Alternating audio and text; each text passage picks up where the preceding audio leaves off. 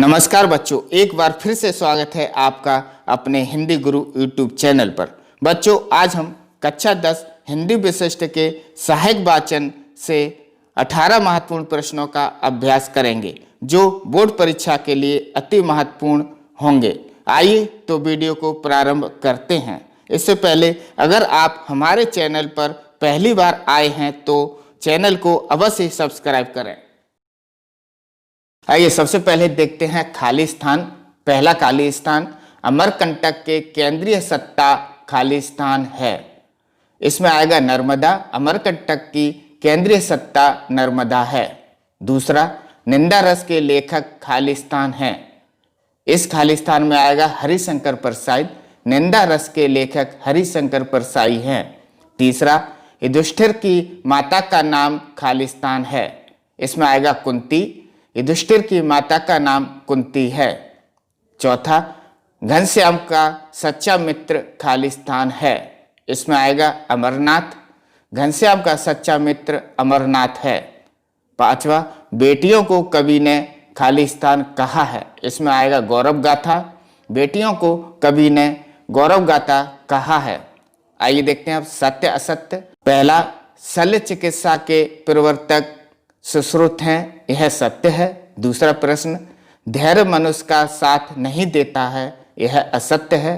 तीसरा, भगिनी निवेदिता संस्मरण नहीं है, यह भी असत्य है। भगिनी निवेदिता संस्मरण है। चौथा, दीपक अंधकार को मिटाता है, यह सत्य है। और पांचवा, कलाकार को निराश नहीं होना चाहिए, यह भी सत्य है। अब देखते हैं सही जोड़ियां बनाइए। निंदा रस हरिशंकर परसाई, रक्षाबंधन विशंबरनाथ शर्मा कौशिक, दीपक की आत्मकथा संकलित है। थके हुए कलाकार से धर्मवीर भारती, यक्ष के प्रश्न वार्ता है। आइए बच्चों अब देखते हैं, एक शब्द में उत्तर दीजिए। प्रश्न पहला है, सुश्रुत के गुरु का नाम क्या था? उत्तर है, सुश्रुत के गुरु का नाम दिवोदास था। प्रश्न दूसरा, हवा से ज्यादा तेज चलने वाला कौन है? उत्तर, हवा से ज्यादा तेज चलने वाला मन है। प्रश्न तीसरा, अधूरी धारा पर किसका पता नहीं है? उत्तर, अधूरी धारा पर स्वर्ग की नींव का पता नहीं है। प्रश्न चौथा, निवेदिता का पूरा नाम क्या था? उत्तर, निवेदिता का पूरा नाम मार्गरेट एलिजाबेथ था। प्रश्न पांचवा, नकुल की माता का नाम क्या था? उत्तर, नकुल की माता का नाम माद्री था। आइए बच्चों अब देखते हैं प्रश्न अगला, जो कि 2 अंकीय प्रश्न है। ये अब 3 अंक में पूछे जा सकते हैं। पहला प्रश्न है, कवि देश को आत्मनिर्भर बनाने के लिए क्या चाहता है? उत्तर, कवि चाहता है कि सभी देशवासी प्रहरी की तरह जागृत रहें और वे कभी भी अपने कर्तव्य से विचलित ना हों। प्रश्न दूसरा, स्वर की नींव का पता किस प्रकार लग जाता है?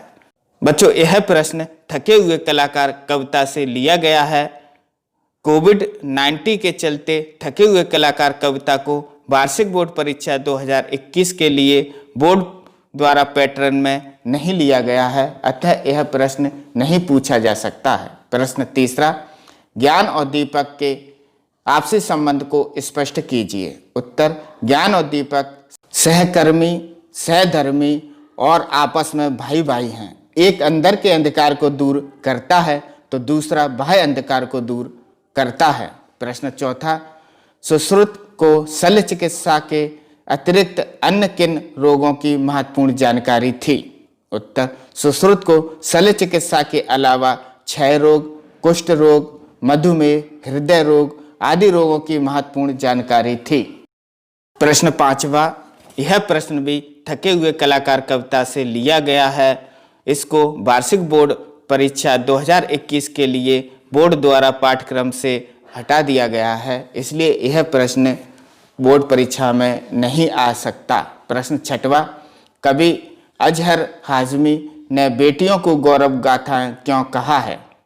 उत्तर, बेटियां त्याग, तप, गुण, धर्म, साहस, सेवा और शक्ति का अद्भुत भंडार होती हैं, इसलिए कवि ने बेटियों को गौरव गाथाएं कहा है। प्रश्न सातवां, लेखक ने निंदकों को पास रखने की सलाह क्यों दी है? उत्तर, क्योंकि वह बिना साबुन और पानी के हमारे चित्त यानी मन को निर्मल कर देता है, अर्थात हमारे अवगुणों को दूर करने में मदद करता है। प्रश्न 8वां, कुआं पर पनिहारिनें क्या कर रही थीं? वे किसके गीत गा रही थीं? कुआं पर पनिहारिनें पानी भर रही थीं और मां नर्मदा के गीत गा रही थीं। प्रश्न 10वां, स्वामी विवेकानंद से निवेदिता की मुलाकात कब, कहां और कैसे हुई? उत्तर, सन 1993 के शिकागो के विश्व धर्म सम्मेलन में ख्याति अर्जित कर जब अपने मित्रों के आग्रह पर स्वामी जी इंग्लैंड गए तब निवेदिता से मुलाकात हुई। प्रश्न 11, विषैली तालाब के नजदीक युधिष्ठिर ने क्या देखा? उत्तर, विषैली तालाब के नजदीक युधिष्ठिर ने अपने चारों भाइयों को मृत अवस्था में देखा। प्रश्न 12, यह पाठ सिलेबस से हटा दिया गया है। प्रश्न 13, दीपक ने किस किस को नमन किया और क्यों? उत्तर, दीपक ने पंच तत्वों, अपनी मां भूमि और अपनी मातृभूमि को कृतज्ञ भाव से नमन किया है। प्रश्न 14, माता की कुशी कब धन्यता प्राप्त करती है? उत्तर, माता की कुशी उस समय धन्यता प्राप्त करती है जब उसका उद्देश्य अपने त्यागमय जीवन से दूसरों को सुख पहुंचाना है। बस देखते हैं अगला प्रश्न। यह निर्धारित अंक 3 के हैं। अब यह प्रश्न 4 अंक में पूछे जाएंगे। प्रश्न पहला, माई की बगिया का वर्णन अपने शब्दों में कीजिए। उत्तर, नर्मदा के उस कुंड से थोड़ा सा ऊपर चलने पर माई की बगिया है। माई की बगिया पहाड़ी ढलान पर है। कुछ संतों से पूछने से पता चला है कि माई नर्मदा बचपन में यहाँ अपनी सहेलियों के साथ खेलने आती थीं। जब वे नाराज होकर पश्चिम की ओर गतिशील हुई तब उनकी सहेलियां उनके वियोग में गुलाब कावली बन गईं, अर्थात गुलाब कावली के फूल उनकी सहेलियां थीं।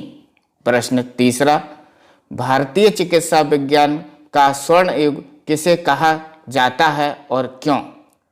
उत्तर, ईसा से 600 वर्ष पूर्व और सन 1000 ईस्वी तक का समय भारतीय चिकित्सा विज्ञान के लिए स्वर्णिम युग था।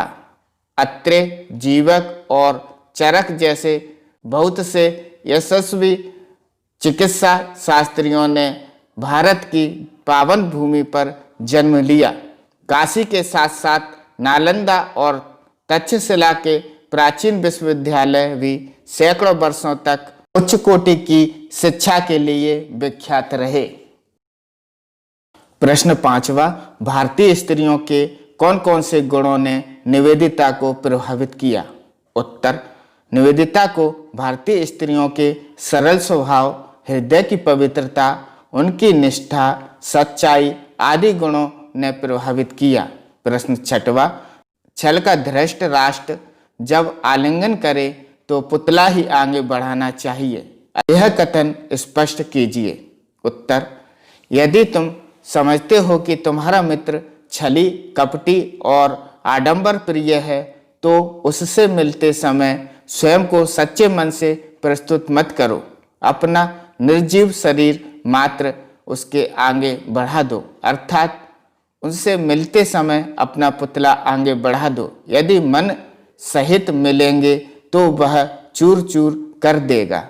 जिस तरह धृतराष्ट्र ने भीम के पुतले को भीम समझकर चूर चूर कर दिया था, उसी तरह उससे अनिच्छा पूर्वक मिलें।